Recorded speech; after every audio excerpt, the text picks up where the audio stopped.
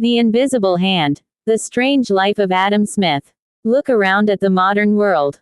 Every time you buy a coffee, tap your phone to make a digital payment, or check the price of a stock, you are operating inside a machine. A machine designed by a ghost. We call him the father of capitalism.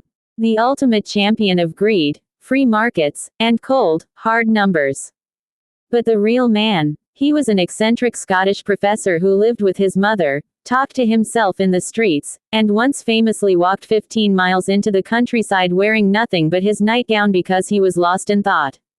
Today, politicians and billionaires twist his words to justify massive wealth gaps and corporate empires.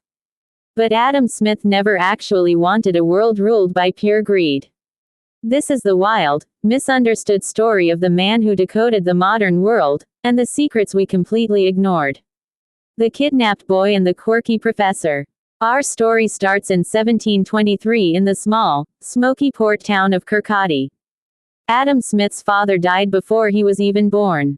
Raised by a fiercely devoted mother, young Adam's life almost ended before it began. At just 4 years old, he was reportedly kidnapped by a group of passing travelers. His uncle led a frantic search party, rescuing the boy from the woods. It's a wild historical, what if? If they had been an hour later, the foundational text of modern economics would never have been written. Smith was a prodigy. He entered the University of Glasgow at the tender age of 14. He eventually became a professor there, and this is where his legendary eccentricities blossomed.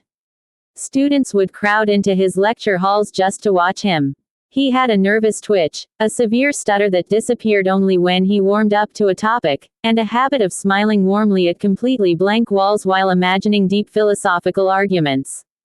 But it was during this time that he published his first masterpiece. And surprise, it wasn't about money at all. In 1759, he released The Theory of Moral Sentiments. Before Smith cared about how nations got rich, he cared about how human beings stayed good. He argued that humans aren't naturally selfish monsters. We are driven by sympathy, the hardwired desire to feel what others feel. Keep that in mind, because it changes everything about what he wrote next. In the late 1760s, the world was changing. The Industrial Revolution was waking up. Smith quit his teaching job to travel Europe as a tutor for a wealthy duke, rubbing shoulders with brilliant minds like Voltaire and Benjamin Franklin. When he returned to Scotland, he locked himself away in his mother's house for nearly a decade, obsessively writing. The result, published in the explosive year of 1776, was a monster of a book, an inquiry into the nature and causes of the wealth of nations. Avenue. At the time, European empires believed in mercantilism, the idea that a nation's wealth was measured purely by how much gold and silver it locked away in its vaults. Governments heavily restricted trade, protected monopolies, and started wars just to hoard resources. Smith said, "You're looking at it all wrong. Wealth isn't gold. Wealth is the total productivity of a nation's people." To prove his point, Smith looked at something incredibly mundane, a simple sewing pin. He noted that if a single untrained worker tried to make a pin from scratch, drawing the wire, straightening it, cutting it, sharpening the tip, they might make 20 pins a day. But in a factory utilizing the division of labor, the process was split into 18 distinct steps. One man draws the wire, another straightens it, a third cuts it. Smith observed that 10 men working together could produce over 48,000 pins a day. Efficiency exploded. Prices plummeted. The modern assembly line was born. The famous quote in The Invisible Hand. It is not from the benevolence of the butcher, the brewer, or the baker that we expect our dinner, but from their regard to their own interest. Adam Smith. This single sentence is the bedrock of modern capitalism. Smith argued that society functions smoothly not because people are inherently nice to each other, but because they pursue self-interest. The butcher doesn't wake up at 4 a.m. because he loves you, he does it to feed his own family.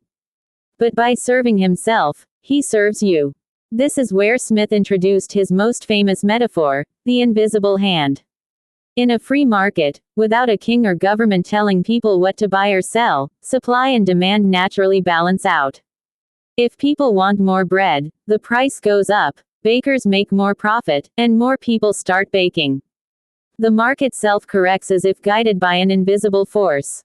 Case closed. Right. Adam Smith was a ruthless libertarian who wanted zero taxes and total corporate freedom.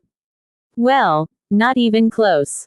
If you actually read all 900 pages of The Wealth of Nations, you discover that Adam Smith was deeply worried about the monster he was describing. First, Smith hated monopolies and corporate bailouts. He warned that whenever business owners get together, they inevitably plot to manipulate prices and screw over the public. Second, he feared what the division of labor would do to the human mind. He wrote that a worker who spends their entire life performing a single, repetitive task, like flattening wire for a pin, becomes as stupid and ignorant as it is possible for a human creature to become. To fix this, Smith insisted that the government must step in to provide public education, infrastructure, and regulations to protect the poor. He believed taxes should be progressive, meaning the rich should pay a higher percentage to support society. He didn't want a society of hyper-rich elites and miserable workers. He wanted commerce to lift everyone out of poverty. The burning of the papers. In July 1790, aging and terminally ill in Edinburgh, Adam Smith did something shocking. He forced his closest friends to burn almost all of his unpublished manuscripts right in front of him. Hundreds of pages of ideas, lost to history forever. He died a few days later, his final words expressing regret that he hadn't achieved more. He thought he had failed. He had no idea that his remaining words would reshape borders, spark revolutions, and dictate the daily lives of billions of people centuries later. Adam Smith wasn't the cold architect of heartless greed. He was a man who looked at the chaos of human ambition and realized that, if balanced with empathy and education, it could power the world. The next time you tap your card or buy a product, remember the invisible hand, and the deeply human, beautifully eccentric mind that saw it first. If you want to understand the secret histories of the ideas that rule our lives, hit that subscribe button, and we'll see you in the next video.